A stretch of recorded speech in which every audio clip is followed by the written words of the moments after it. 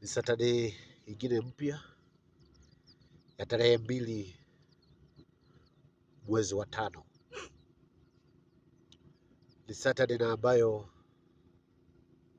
tunakuja kutafuta uso wa Bwana katika huu mlima. Ni siku na ambayo ni njema katika maisha yetu. Mwezi wa 5 ni mwezi na ambayo ni wa kuregeshewa chochote kilioibiwa. Mwezi wa 5 ni uregesho wa maombi yako.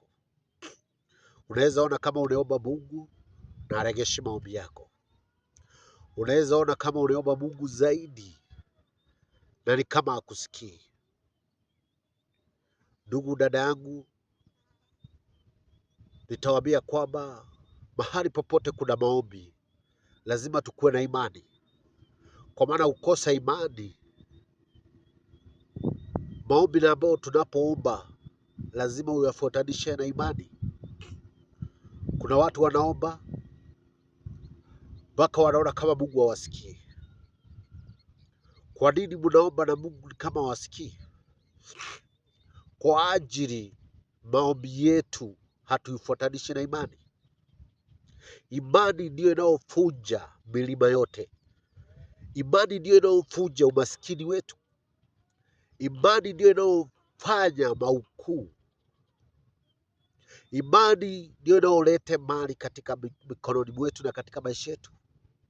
Kwa hivyo wakati unapoomba huu Mungu, unapomuita Yesu, chochote utapokuwa unaomba mwezi wa 2, chochote utakuwa unaomba mwezi huu tarehe 2 mwezi wa 5, ambia Yesu akutendee katika maisha yako. Ambia Yesu atawale katika maisha yako.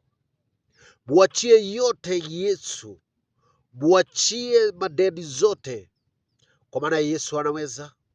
Hakuna jambo Yesu hawezi. Hakuna jambo Yesu haiwezekani kwake. Yote inawezekana. Yote inawezekana kwa Yesu. Upatie maisha yako leo. Upatie mahitaji yako leo. Unapitia magumu, lilia Yesu. Usiende kwa mganga, kwa mchawi ama kwa watu wa dunia, lakini mtazame Yesu. Anasema ya kwamba yeye ndiye mchawi wa wachawi, yeye ndiye mganga wa waganga. Kwa hivyo hakuna jambo la kumshinda Yesu. Ndugu dada, mieneo yako itazame. Unaenda na mieneo gani? Unaelekea na njia gani? Kwa maana kwa Yesu kuna zote. Anasema ya kwamba anakuja wakati unaofaa. Anakuja wakati na ambao unastahili. Mtazamie Yesu. Muite Yesu, anaweza. Hao maugonjwa yanaweza kwenda kukaria. Unashindwa, kwani ulimfanyia Yesu nini? Chukua hatua ya kuwa na imani na hayo maugonjwa itaisha. Unaweza kuwa unaenda kazi, unatafuta kazi kila siku. Unashindwa, kwani Mungu ananitakia namna gani katika maisha yangu? Nikienda kazi sipati kazi. Leo na kuomba, badilisha mieneo yako. Hiyo kazi unaponenda kutafuta, enda na imani ya Yesu.